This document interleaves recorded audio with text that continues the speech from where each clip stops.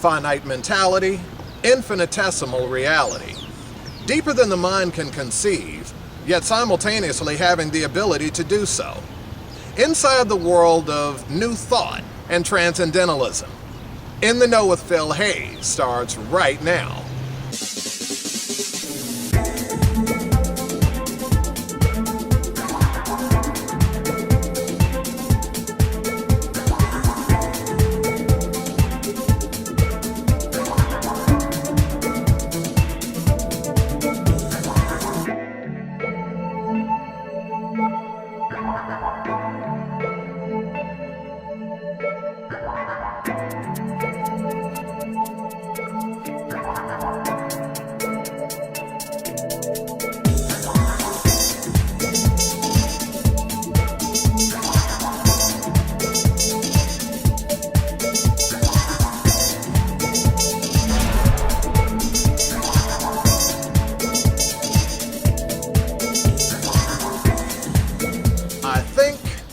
Therefore I am. Or something like that. Maybe not. Not so fast. Maybe you are more than what you think. Far more. Transcendentalism has given rise to new thought, a concept which challenges people to think outside the box, literally. Proponents of new thought ascribe to the notion that the mind thinks infinitely, far beyond any finite or earthly understanding that we have on this side of the sphere. Little by little, a paradigm shift of sorts is beginning to happen between various schools of thought across the world. A shift so great that the schools of thought between religion, which is based upon faith, and the school of thought between science, which is based upon empirical fact, are actually converging to work together. So as the infamous Jack Nicholson line goes in the movie Batman, let's broaden our minds.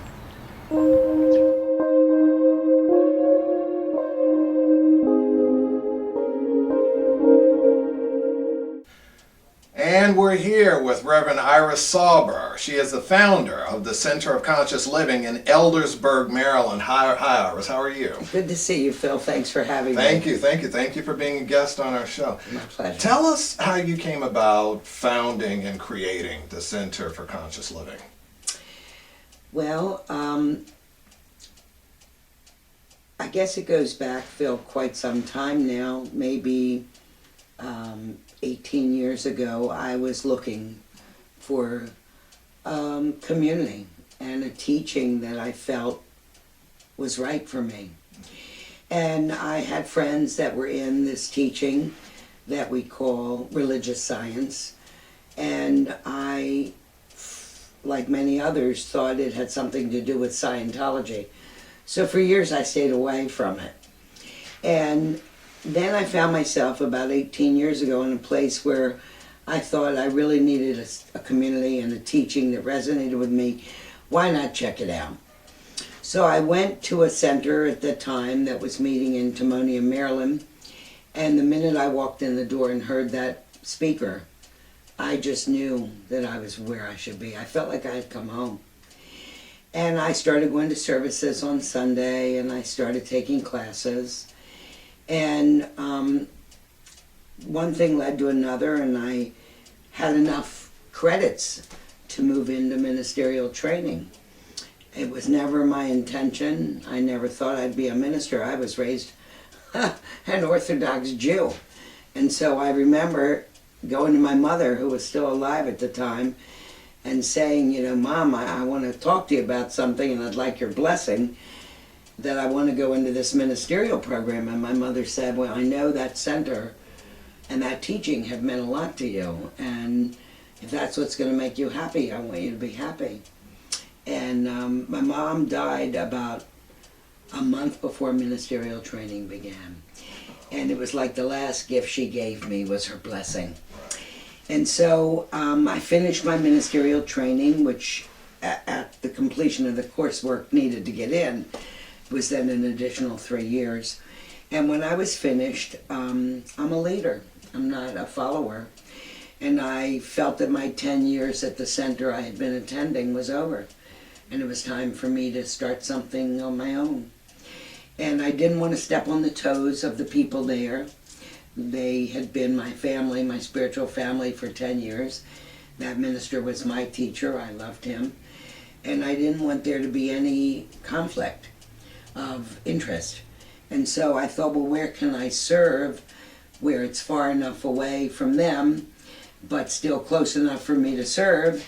And I live, as you know, in the Mount Washington, Pikesville area. And I thought, well, the next best thing would be for me to go to Carroll County, which was right up the road. And that's how the center got started. It started as a study group. Well, I was still in my training, my last year of training. And when I was finished and licensed, we converted over to a spiritual center. And that's where we've been ever since. Although we'd like to move into Baltimore County, and we are looking for location. But right now we're where we are, and we're grateful for the space. It works for us. So that's how we came to starting the center. Can you explain to our viewers here the concept of, one of the tenets rather, of your church, which is the concept of new thought, and how that applies not just to people in your own church, but also to people, just regular people in their own, daily lives? It really applies to everybody. The New Thought movement was born out of the Transcendentalist movement in New England in the 1800s, where you had Emerson and Thoreau and Alcott and other new thinkers saying, we're not real happy with the status quo. There's got to be a new way to do things, a new idea, a new thought.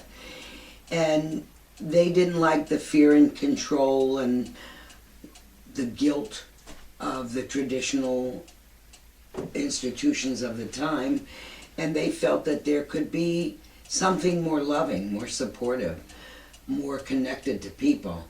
And that's how the movement began. It's been influencing our culture forever. The AA program was influenced by New Thought.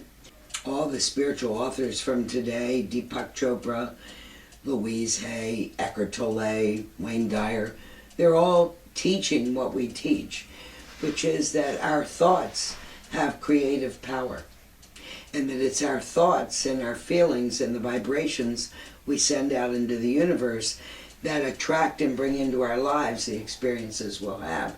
And so we like to teach people a practical approach to really create the life that they want. It means if you want a better life, you have to work on yourself. And they go running down the street. That's not what I showed up for. And then we have the ones that come and they go, yeah, I get it. I really have the ability to change my life by changing my thinking, by changing my actions, by changing the way I perceive things in my life. And we don't teach you how to think, what to think. We try to teach you how to think. What you think is up to you. How you choose is up to you. But can we make you aware? The reason I chose the name consciousness for our center is consciousness is an awareness. Once you're aware and awake, you can't really go back to sleep. And so my goal was to wake people up to the power that they have. So they recognize that every single thing they do is like a ripple in the pond. And it's affecting them and it's affecting other people. Who are some of you mentioned Louisa May Alcott, I believe that's who. Okay. And Henry David Thoreau. Yes, and Emerson. And Emerson, Ralph Waldo Emerson, Yes. of course. See, I'm on my P's and Q's Yes, too. I know you who are. some of these folks are too. Yes, you do. You mentioned some of them as some of the early proponents Yes. of the concept of Yes. new thought. And of course you mentioned Dr. Wayne Dyer, Louise Hay. Yes. Who would you consider to be some of your mentors, some of your teachers, along this journey that you've come along? Well, in our centers, there are teachers such as myself that start you off on the basic classes, and you can progress along the way if you'd like. We believe in the power of prayer. We believe in the power of healing prayer. So one of the very first things you learn is how we pray. We pray affirmatively. So my teacher was the spiritual leader of the community I came out of, but the classes that you take have you reading all kinds of writers. So I read Emerson. I took him not only in college, because one of my undergraduate degrees is in English, but then I took him again as a spiritual class with a different take on the same writing. You know, when anybody that's read Emerson knows he wrote the Oversoul, and he talked about our soul, meaning the divine part of us, the godlike part of us, which is our soul, our eternal self. And he writes about that. And he writes about the law of compensation and the law of correspondence. These are universal spiritual laws that we teach. And if people understand them, they can use them. You know, the law of creation is a constant. Spirit is always creating. Whether or not we direct that is up to us. So we can get, by default or by design, that which we desire or not. And so we try to teach people how to align themselves with this power of creation. And Emerson wrote about that. Eckhart Tolle writes about it. Louise Hay certainly writes about it. She's the same kind of minister I am. She trained in New York City before she moved to California. She mentions it in her movie, in her book, You Can Heal Your Life. That You Can Heal Your Life came out of our form of prayer, which is affirmative prayer. We don't ask God to give us anything. We declare that it's already been given because we already have everything. How we see it's up to us. We teach that it's our choice to discover and use what we've been given. And we know that science can explain the brain. They can dissect it, they can explain every little part of it, what it does, but they can't explain the mind. No one can explain the mind. And when we talk about our teaching, calling it science of the mind, we're talking about mind with a big M. Meaning the intelligence of spirit, the mind of God that created all that is and all that ever will be. And so we each use a piece of this intelligence that's been implanted in us. That's why we have individualized personalities. And that's why we're able to communicate, because if we weren't connected in some way, we wouldn't be able to communicate. So this is what we teach, and we teach that we declare that what we want has already been given. And I know people must think that sounds really strange, but I'm going to give you an example. We think that infinite potential exists. Infinite possibilities exist. Man had the ability to create and invent an airplane long before the Wright brothers did it. Man didn't know that until he was able to discover and create it. But the ability to make it always existed. The potential for man to fly always existed. The potential for us to communicate online has always existed. We discover and use what's already been given. And that's the gist of our teaching. You mentioned a second ago about affirmative prayer. Yes. And, I wanted to, in my research on your church, on your center, you also mentioned meditation Yes. and visioning. Yes. Can you expand upon that a Yes. little bit, please? We believe that there's a lot of spiritual practices that can assist us in awakening and aligning with the truth of who we are. Affirmative prayer always. Meditation, quieting that monkey mind, that ego mind. The mind is a powerful thing, and when I say mind, it's that voice that's within us that we all have had, that some have had an experience of where the voice says, be careful, don't do that, or be mindful, or take a second thought. We all have that in us. And the mind, the ego mind, is taking it all in, running it through our little computer, and making assessments and judgments about it. But they're not all accurate. So we believe that if we can quiet that ego mind during a time of meditation and silence, then we get to hear the voice of spirit, which is the mind behind all of that, speaking through us. How else would spirit be able to communicate with us? We don't have a picture of God in the sky sitting on a throne with a beard. No. To us, God is a presence, indwelling. And this is what the Christ taught. He said, the Father within does the work. The things that I do, you can do, and greater.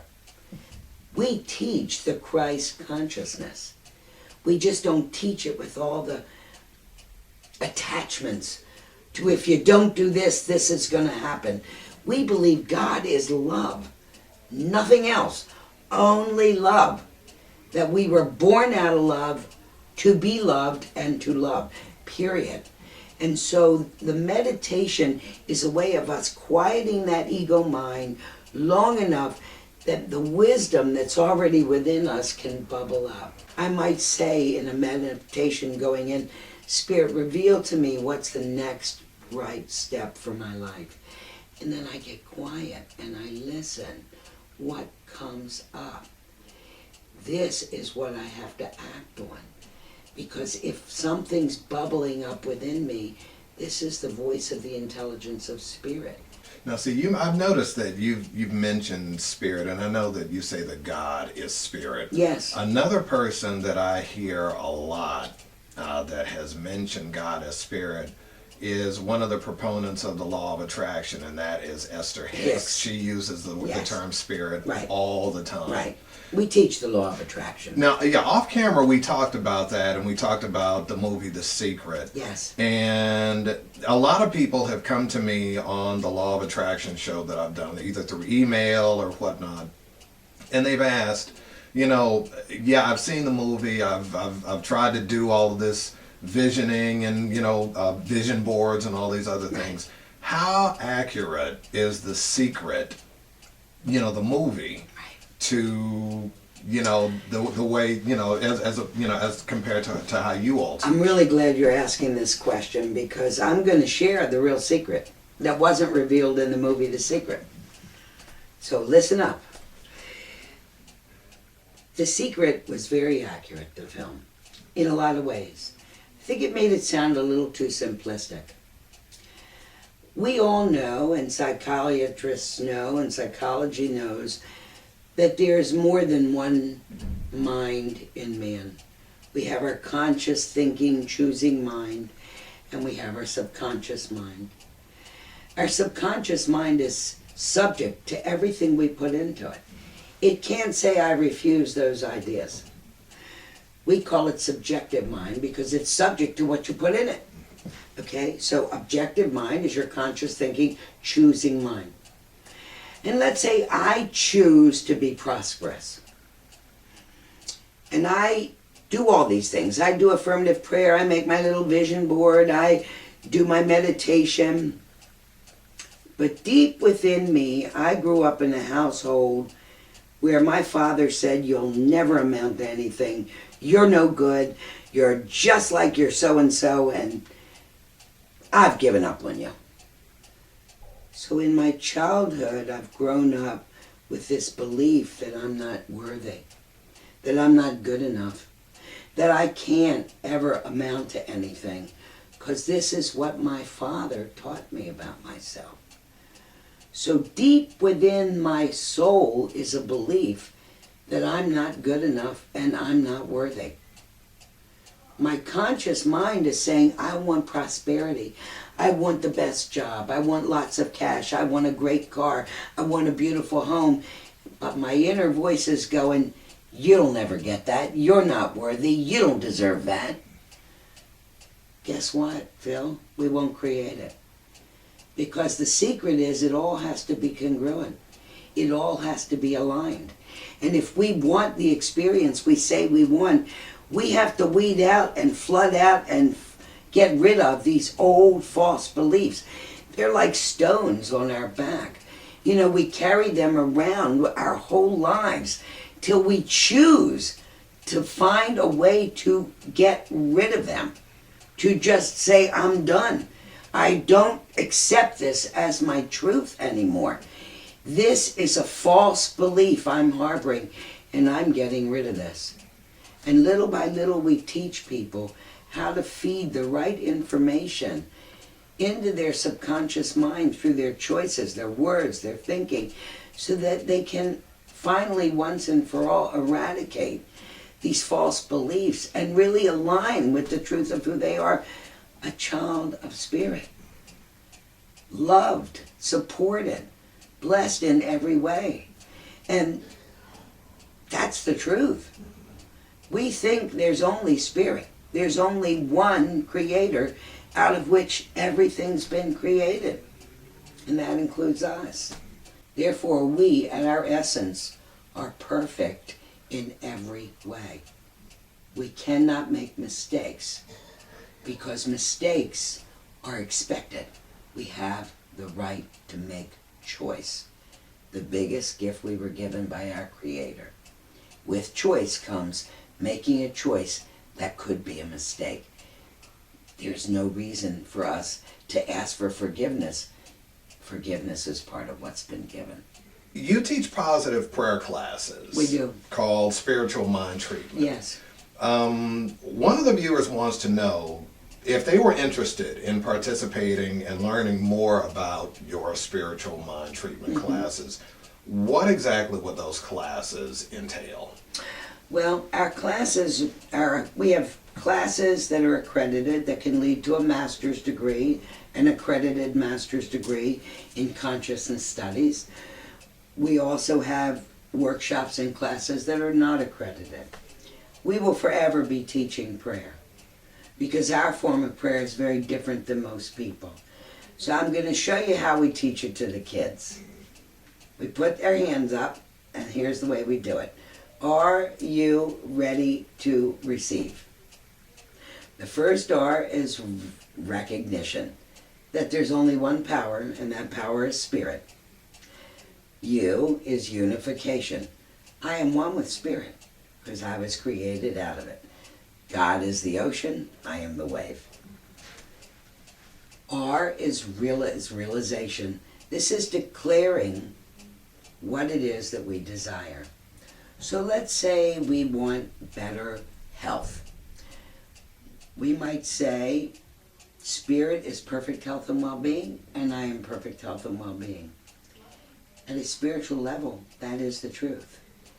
There's a piece of us, Phil, the eternal part of us, can never be changed. It can never be hurt. It can never be diminished. It can never be touched. It's always going to be perfect. It's that God part of us that's going on for eternity. Once we shed this human body, the essence of who we are is moving on. That's what I'm talking about in perfection. So there's recognition that that there's only God, unification, that you and God are together in one, realization, stating what you want. I desire a experience of health and well-being because I'm made of spirit, and spirit is perfect health and well-being. T, thanksgiving. You got to always give thanks. Gratitude is a biggie in all areas of our lives. And when do we say thank you? We normally say thank you when something's been given. So we're saying thank you because we believe the health and well-being has already been given. And the last one, R, is release. We release it. We give it up to Spirit, the Creator. We are not creators. We are merely co-creating, using the power of Spirit to create what we want in our lives. We're saying thank you, knowing that Spirit's going to work for us in our lives to bring about the health, or fill in the blank of what it is I'm praying for. And that's right along the line with consciousness that you mentioned earlier. And this is, I know that this is one of the ways that you all use consciousness to help your worshipers, if you will, to manifest these things in their own lives, positive things. Along with consciousness, how are, again, consciousness and affirmative prayer, How do those two work hand in hand together to help your worshipers? Well, we believe everything is consciousness. If we want the law of attraction to work in our lives, what we know is what I shared is that we have to be congruent and everything has to be aligned. That is how we raise our vibrations to attract into our lives the things that we want. And they all teach this today. All the spiritual teachers, all the scientists. If you listen to Greg Braden, if you read any of the work from Biology of Belief, can't think of his name right now, the author, that's a powerful book. He is a scientist. If you read Brian Swim, who has a phenomenal explanation of the Big Bang Theory, very aligned with what we teach, he's a scientist. These men recognize today that quantum physics is basically what we're teaching, and that we have power to attract into our lives, all starting with our thinking. And so some of my members have had phenomenal stories to share. Phenomenal stories. I personally was healed of cancer in 1996. I was living in Boston at the time. I was 500 miles from home, didn't have a doctor, didn't know a soul there, had gone there for work. Went to work for people who were very abusive. I've never been sick a day in my life. Never a sprain, never a break, never a nothing. Once in a while, a little bit of a cold. I have a consciousness for health. And all of a sudden, I was sick. I had the firemen come test my home for radon and carbon monoxide. I was dizzy and I couldn't eat. I was a mess. I didn't have a doctor. There was no hospital in the town that I lived in. And I lived in a town called Randolph, and next to us was a town called Braintree. We were about 8 miles south of Boston. And Braintree had a hospital, Good Samaritan Hospital. So I would travel over to see the emergency room because I was sick and nobody could tell me what was wrong with me. Finally, and I thought I had a kidney problem because I had pain in my back. After the third trip of me not getting better but continuing to get worse, they ran tests and they found a football-sized tumor, which they told me immediately had to be operated on. I said to them, I'm not staying in the hospital today. I need a minute to collect myself around all this. I'm going home to Maryland this weekend to see my son. And when I get back from Maryland, I'll deal with this. I came home, I saw my son, I went back. I asked them for a referral to a female doctor. They provided one.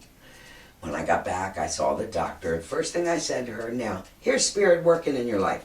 I didn't have insurance yet, because I had just started a new job. I had been unemployed for 1.5 years before I took the job. So I was pretty tapped out financially. I'd broken into my 401k. It wasn't a great time. I took this job as an opportunity to get back on my feet. So I went to this doctor they referred me to. I explained to her that I didn't have insurance. I didn't really have any money. I didn't know how we were going to take care of all this. But then my credit was good, and I would sign whatever she wanted me to sign. And then I would pay her bill. She said, I could care less about the money. What's important is that you get well. And the hospitals in Boston, they will take care of you whether you have money or not. So here's spirit working in your life. This is a really good example. So she examined me. She said, Iris, you have an enormous tumor. It definitely has to come out, and I'm sure it's cancer. She said, I'd like to call an oncologist. I don't want to do this surgery by myself. I feel that we should have a cancer doctor as well. She said, it's going to take a little time for me to coordinate my schedule, her schedule in the hospital. But in the meantime, we want you to go get this blood work, the EKG, the stuff you need to go into a hospital, and call the hospital about the money, the bill. Well, immediately the hospital said, no problem, send us a statement that you're not insured, that you haven't been working. We won't pay your doctor, but the bill for the hospital, no problem. I started to do affirmative prayer. and visualizing my health and well-being. And I said to the doctor, listen, doc, I believe I'm going to be perfectly fine, but I'm grateful to you for wanting to be able to help me. So it took a few weeks, actually a couple of weeks became a couple of months, and then there was a death in my family here in Maryland I came home for. The old Jewish tradition I still uphold was to sit in mourning for a week. So I stayed in Maryland a week. This was the second mother to me that died. And when I went back, the doctor and I got together. I met the anesthesiologist, and I had been doing prayer work, and I knew there had been a change in my body. And I said to her, I want another ultrasound. She said, you don't need it. I said, I insist. There's been a change. I know it, and I need another ultrasound. She said, well, Dr. Susan Ryan, what a godsend she was. I said to her, I insist. She said, okay, if you want, go over to the hospital. I'll order the test. That was on a Monday. I was scheduled for surgery on Thursday. Tuesday, I was finally well enough to start driving my car again, so I went back to work. I was an outside regional sales manager, so I traveled New England. I was in my car. My mother had come from Maryland to be with me through the surgery, and my car phone rang, and I figured it must be my mother. I didn't know anybody else who was going to call me. It was the doctor's office, and her secretary was on the phone screaming at the top of her lungs, oh my God, the doctor wants to talk to you. So the doctor gets on the phone, and she says, Iris, I can't explain this at all. I haven't seen the results of the ultrasound, but I got a call from the radiologist. I'm going over to the hospital to pick up the films myself. They tell me your films are normal. Really? And I said to her, I'm not surprised. I said, can I have the films? She said, they're yours. I have the films. I have the film that when they found the tumor, and I have the film when the tumor disappeared, because I wanted the proof. Right. So I have the film stored away. That night at 7 o'clock, she called me Tuesday night at my home. She said, Iris, I cannot explain this at all. She said, this is unbelievable. I said, no, Doc, it's really not unbelievable. You laughed at me when I came to you, and I know you didn't want to laugh, but I knew you were laughing when I told you I believed in the power of my mind to heal my body. And I know you're a doctor and you're a scientist and you believe in hard, cold facts, but I believe there's a power greater than any of us that works in our world. And it's really the only healer. And sure enough, they canceled the surgery. I came across a term called religious science. Right. Now, we all know that there are doctors. I mean, I just finished a book called, God, what? Turn around and forgot that. God, I'm turning around, I'm forgetting it. It's by Dr. Eben Alexander, it just came out. But it's the power of living, Right. I think it is. The power of living or something like that. Isn't he the doctor that said he had an experience? Yes, exactly, Right. exactly. Now, see, I mentioned that, and I'm trying to line this up for all of the viewers here. I mentioned that because, doctors always seem to think they know more Right. than people who study and follow faith. Right. Almost to an impenetrable arrogance, if you Yes, will. you're right. And I think this Dr. Alexander hit the nail on the head. You forgot I had a cuckoo How clock. apropos that was. Okay, no, it's not like that. Again, I'm just trying to line up how doctors think that they know more than people who are involved in religion.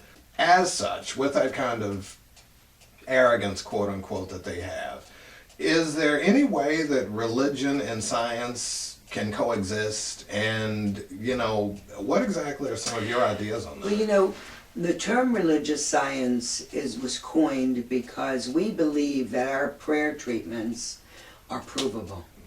The scientific part of showing demonstrations. This is why our founder, Dr. Ernest Holmes, called this teaching religious science. Because he believed that with the power of spirit, everything is possible, and that he could prove it.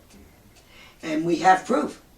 We've had people that have had amazing demonstrations. But we don't turn our back like Christian Science on medical treatment. We believe a pillar of prayer. It's all God. So it doesn't matter. Spirit is working through the hands of those doctors. They are not the healers. There's only one healer. And that healer can heal everything. That's what the Christ taught. When he told the blind man he could see, when he healed the man who was crippled, and he said to him, get up and walk. Because he had a consciousness for knowing that the Spirit of God works.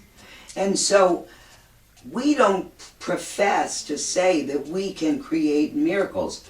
We have nothing to do with it. All we do is have faith and change the way we think and recognize there is a power working in our universe.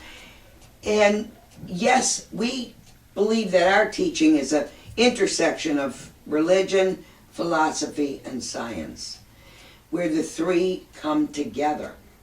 Because you can see philosophical ideas in our teaching. You can see the thread of truth that runs through all the religions of the world. Because at the essence of all the great religions is the same teaching, that God is love and God is indwelling. This is where I kind of take a bit of a personal privilege here because, again, in doing my research on your website, one of the things that actually confounded me, in a positive way, of course, and I actually wrote this down here on my tablet. I wanted to share this. One of the tenets of your church is the control of your own conditions through the power of the universal mind. Right. Profound and curious, both at the same time. What exactly does that mean? Well, I explained to you already that we believe there's only one mind, one intelligence, and that instilled in us is our peace, so to speak. See, part of the problem we have, Phil, with this or almost any big teaching, is sometimes our vocabulary doesn't fit. So if I align my thinking with the power of the universe, because that's what we're talking about here, recognizing the truth of who I am, which is spirit, having a human experience, then everything is possible in my life and the conditions no longer appear. Why? Because I'm looking beyond the conditions. I am not my conditions. I am way more than any experience that comes into my life. Whether it's health, job loss, love loss, sickness, it doesn't matter what it is. If I drove out of here tomorrow and I had a car accident, I'm not the car accident. That's a temporary condition. That's the other point. Everything here is temporary. This is not a permanent experience. We are here by a divine invitation because something in us said, yes, I'll put on that earth suit. I'll cloak myself in that human flesh and I'll go try that out. Because something in my soul wanted this experience. And when I'm ready to shed this human body, I'm going back to where I came, to the next great experience, as the eternal self that I am. Who we are is yay big. The little self that we are is the one that's learned to negotiate this stage of life that we're in. Heaven or hell is right where we are. We're creating it in our mind. We choose, is this experience I'm having hell or is this experience I'm having heaven? And what did I base my perception on? All of my past experiences, which I attach to an emotion, which sends out a vibration, which brings into itself like vibrations. Why things happen is immaterial. What we have to learn is that right this minute, we get to create what's going to happen to us tomorrow by making a new choice today, by seeing our lives through the bigger picture than the little narrow experiences we've had here in this physical world. Everything in this world is temporary. Eventually, it's all going to die. That's what happens. Flowers, plants, animals, and people. None of us are here forever. What isn't going to die is our soul. That is going to live to eternity. And that's the peace that I'm talking about. Recognizing that that's really who you are. You're not the physical human body that you're wearing. You're way more than that. And you're connected to a power that is infinite. Wow. Profundity is indeed superfluous. That is amazing. Thank you, Phil. Thank you. Thank you. Thank you, Iris, for all of the time. This is ultra powerful stuff. Thank you so much. Thank you. Thank you for allowing us to have the time with you. I'm honored. Thank you. Thank you. We'll be right back with more In the Know in just a moment.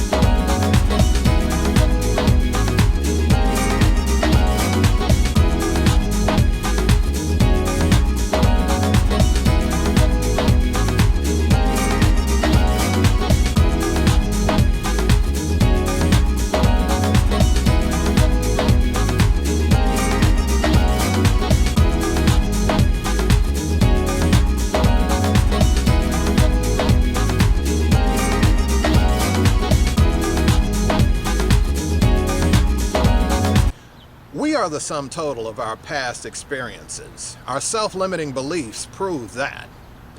Who we are and what we are, and everything that we've ever accomplished or not, is in direct correlation to what we've been led to think and or taught to believe about ourselves. Again, all based on finite understanding. We spoke a lot about death and near-death experiences in this particular episode. I want to share something with you. This show is being taped Easter weekend 2013. In church service this morning, yes, I made it to church. No joke there. We sang the hymn of promise. Verse 3 is probably the most poignant of that entire hymn. I'd like to share it with you. In our end is our beginning.